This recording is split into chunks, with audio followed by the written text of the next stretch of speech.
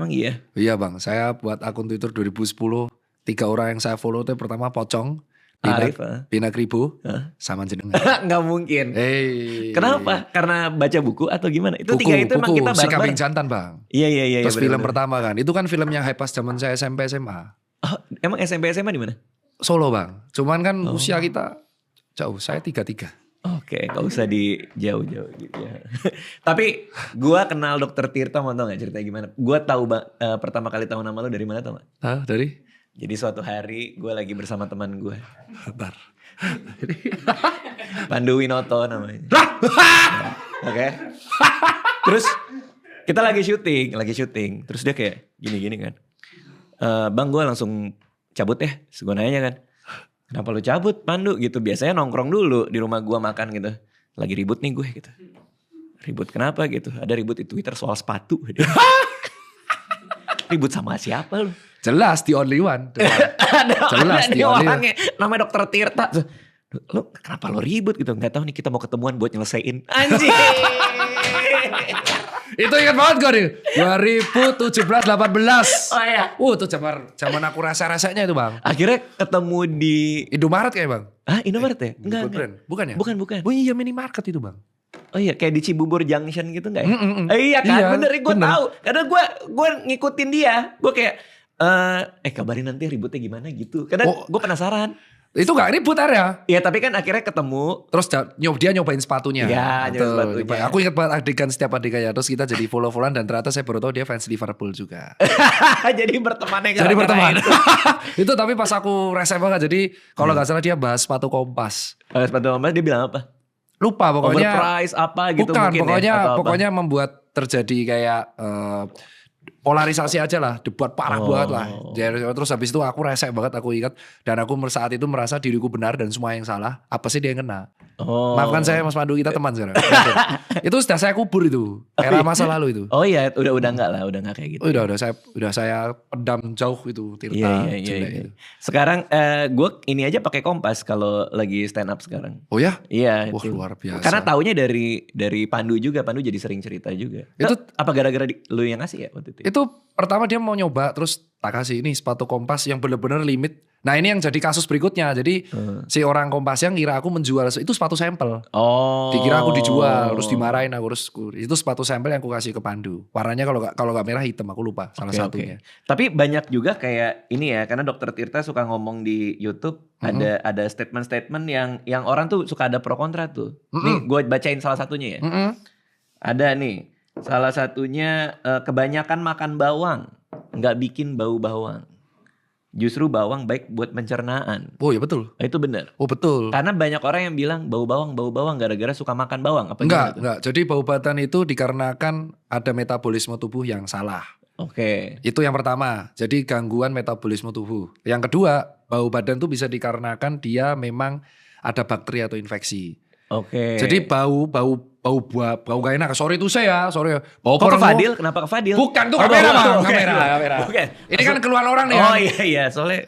Jangan. Bukan bang, clear. Culture nih, bajunya keren tuh. Kenapa? Bajunya? Bajunya mantap itu. Alien Bass. Ya jadi saya pikir tuh bau yang kedua tuh karena dia baunya tuh badak, perengus, enak. Nah itu kalau orang Jawa bilang. Itu karena dia bakteri yang dia gak pernah ngurus badannya. Tidak pernah mengurus dan mentreat badannya. Akhirnya bakteri itu nempel di sumber-sumber kelenjar keringat. Nah kelenjar keringat yang rentan ditumpuki bakteri itu apokrin. Dia numpul di paha, leher, sama ketiak. Berarti bukan karena kita kebanyakan makan kari, makan bawang kita jadi bau karena makanan itu enggak ya? Enggak langsung begitu bang. Enggak. Kalau gitu caranya saya makan sate kambing besok perengus saya bang.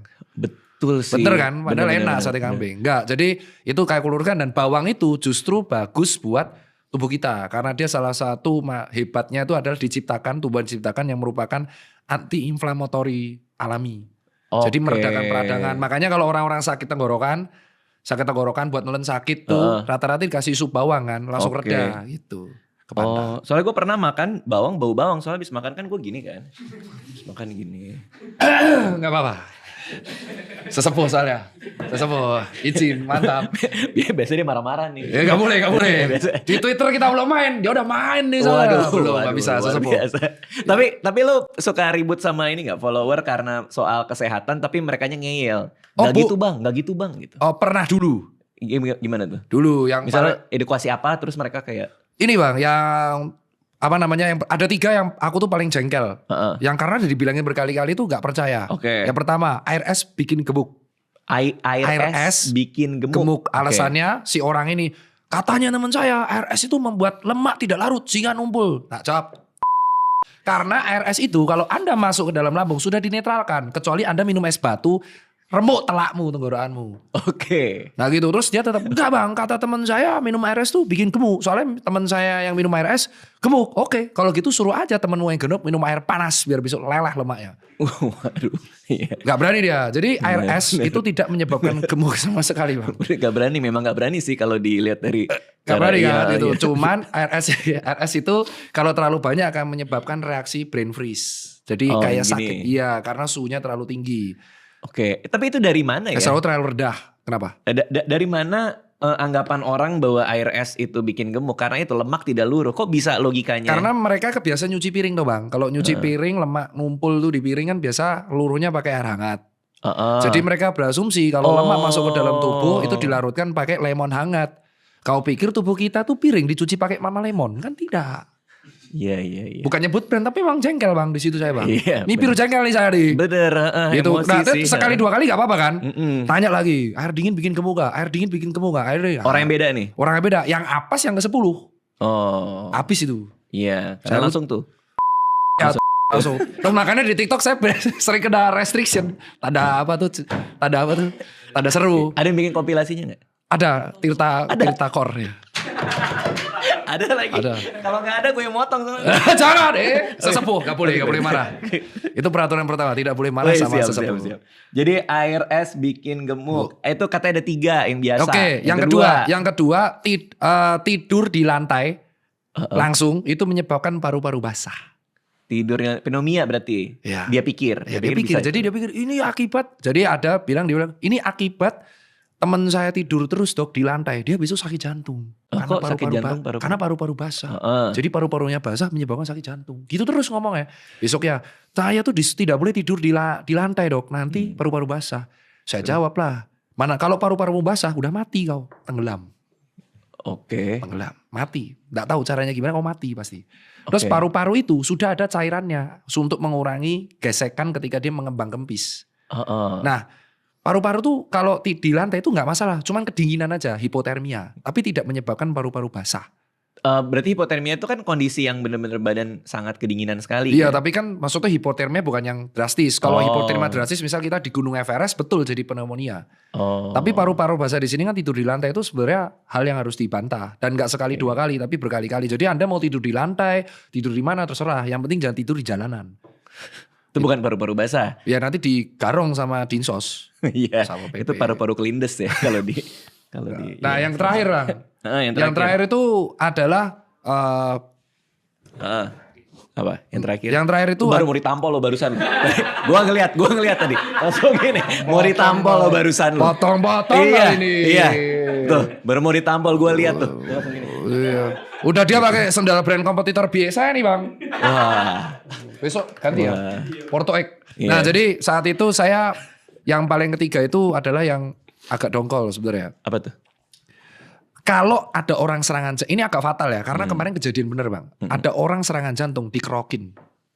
Serangan jantung dikerokin? Karena angin duduk. Tunggu. Jadi maksudnya kalau orang kena serangan jantung. Jadi kalau ada orang kena serangan jantung, mereka asumsi itu angin duduk, maka anginnya dikeluarin dengan cara kerokan. Itu salah fatal, itu malah menyebabkan kematian.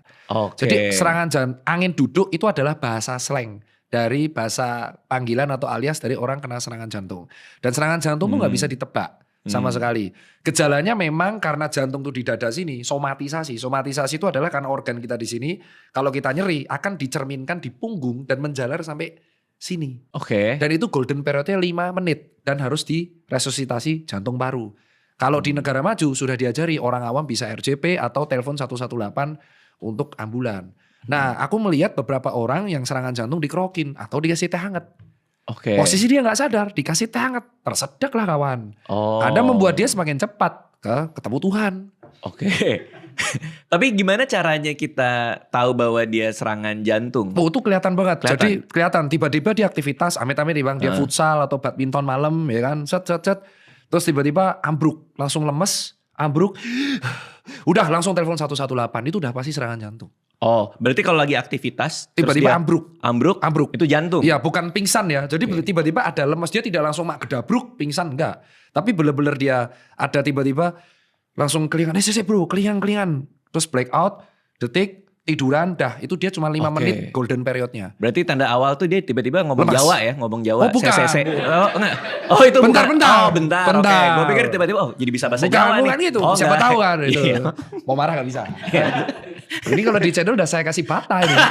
Kalau di Kaskus udah saya kayak bata nih. Cuman sesepuh. Nih,